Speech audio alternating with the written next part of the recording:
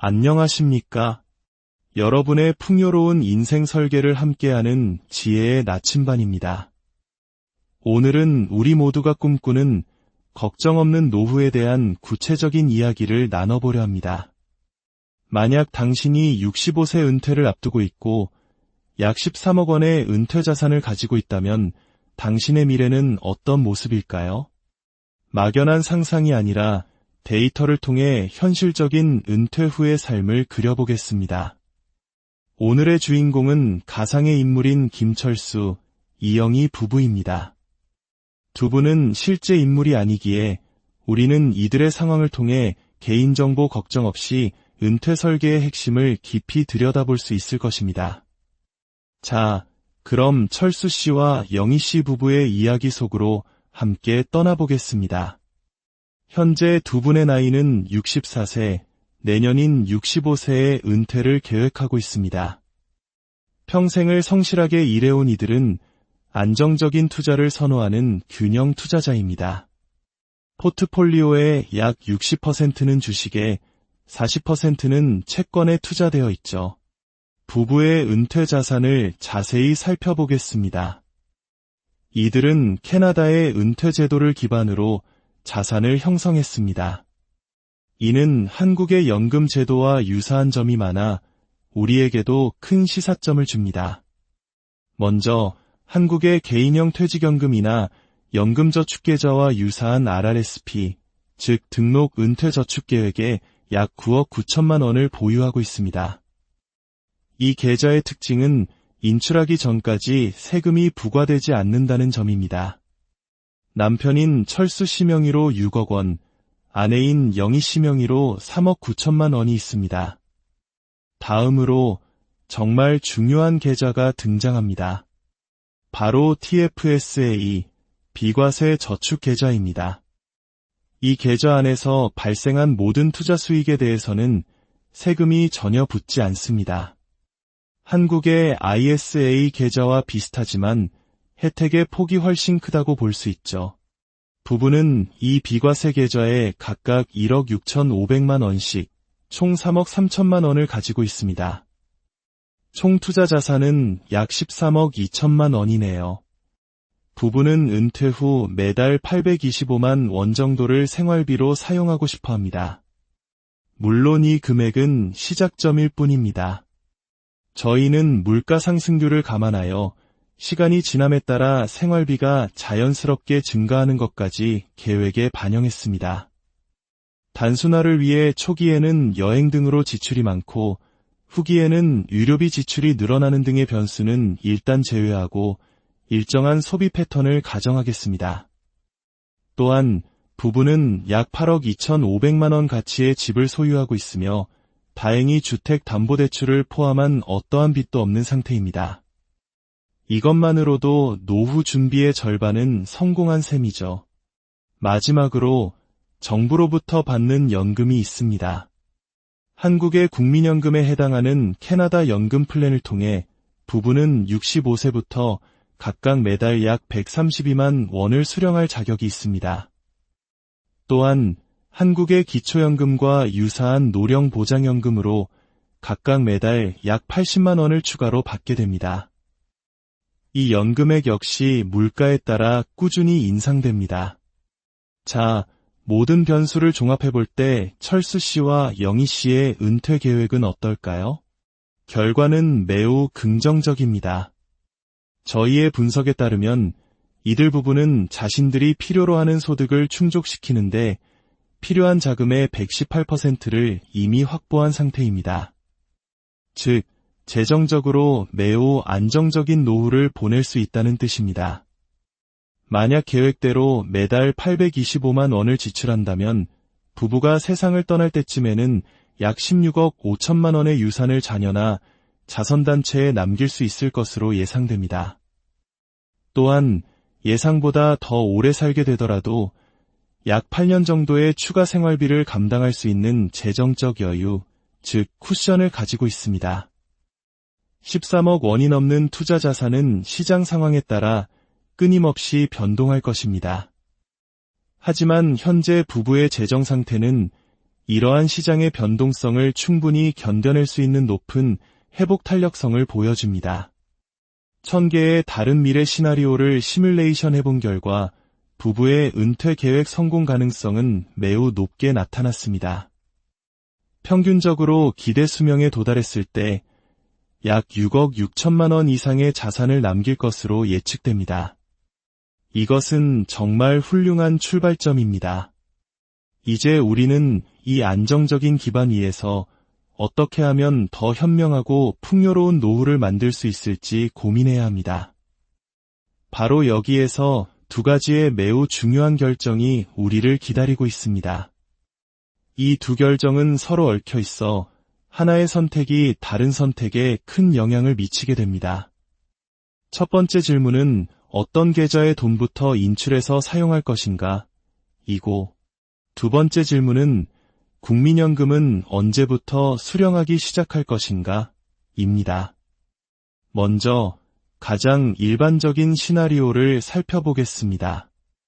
은퇴하는 시점인 65세에 바로 국민연금을 수령하기 시작하고 생활비가 부족할 경우 세금 혜택이 큰 비과세 계좌의 돈부터 먼저 사용하는 전략입니다. 세금을 나중에 내는 연금저축계좌는 최대한 오래 묵혀두어 복리 효과를 누리려는 생각이죠. 이 방법은 나름 합리적인 접근입니다.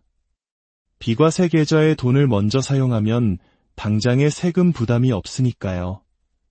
그래프를 보면 노란색으로 표시된 비과세 계좌의 잔고가 점차 줄어들다가 어느 시점부터는 연금저축계좌에서 돈을 인출하기 시작하는 것을 볼 수 있습니다. 하지만 이 전략이 최선일까요? 많은 재무설계사들이 조언하는 것처럼 국민연금 수령 시기를 70세로 늦추면 어떻게 될까요? 연금 수령을 늦추면 매달 받는 금액이 훨씬 커지는 장점이 있습니다. 하지만 이 경우 65세부터 70세까지 연금이 없는 5년 동안의 생활비를 다른 곳에서 충당해야 합니다. 만약 비과세 계좌부터 인출하는 전략을 유지하면서 연금 수령만 70세로 늦춘다면 예상 외의 결과가 나타납니다. 은퇴 준비 점수가 오히려 약간 하락하는 것입니다. 왜 그럴까요? 연금이 없는 5년 동안의 공백을 메우기 위해 비과세 계좌의 돈을 너무 빨리 소진해버리기 때문입니다. 결국 비과세라는 강력한 무기를 너무 일찍 잃어버리고 나중에는 세금을 내야 하는 연금저축계좌에 더 많이 의존하게 되는 것이죠. 그렇다면 반대로 생각해보면 어떨까요? 인출 순서를 바꿔보는 겁니다. 세금을 나중에 내는 연금저축계좌에 돈을 먼저 인출하고 평생 세금이 없는 비과세 계좌는 최후의 보루로 남겨두는 전략입니다. 이 전략을 사용하면 어떻게 될까요? 단기적으로는 인출 시 세금을 내야 하므로 손해처럼 보일 수 있습니다. 실제로 국민연금을 65세에 바로 받으면서 이 전략을 사용하면 은퇴준비 점수는 더 나빠집니다. 하지만 여기서 마법 같은 조합이 탄생합니다. 만약 연금저축계좌를 먼저 인출하는 전략과 국민연금 수령을 70세로 연기하는 전략을 결합한다면 놀라운 결과가 펼쳐집니다. 이 조합이야말로 철수 씨와 영희 씨 부부에게 가장 이상적인 시나리오가 됩니다. 왜 그럴까요? 65세부터 70세까지는 세금을 내더라도 연금저축계좌에서 계획적으로 돈을 인출해 생활합니다. 이 기간 동안 과세 대상인 자산 규모가 줄어들게 되죠. 그리고 70세가 되면 훨씬 더 많아진 국민연금이 평생토록 안정적인 현금 흐름을 만들어줍니다. 그 이후로는 투자 자산에 대한 의존도가 크게 줄어들게 됩니다. 이 전략의 가장 큰 장점은 바로 자녀에게 남겨줄 유산에서 나타납니다. 부부의 중요한 목표 중 하나는 자녀와 사회에 의미 있는 유산을 남기는 것이었습니다. 기본 시나리오에서는 약 16억 5천만 원의 유산을 남길 것으로 예상되었습니다. 하지만 연금저축계좌를 먼저 인출하고 국민연금을 70세로 연기하는 최적의 전략을 사용했을 때 예상 유산은 무려 20억 원 이상으로 크게 증가합니다. 내야 할 세금의 총액은 약간 늘어날 수 있지만 세금을 내고도 자녀에게 돌아가는 순자산이 훨씬 더 커지는 것입니다. 더욱 중요한 것은 나중에 남게 되는 자산의 대부분이 비과세 계좌에 있다는 점입니다. 비과세 계좌의 자산은 상속될 때에도 상속세나 기타 세금 문제에서 매우 자유롭습니다. 자녀에게 복잡한 세금 문제 없이 깔끔하고 효율적으로 자산을 물려줄 수 있는 최고의 방법인 셈이죠. 이 전략의 또 다른 장점은 인생의 유연성을 극대화한다는 것입니다. 노후에는 예상치 못한 지출이 발생하기 마련입니다.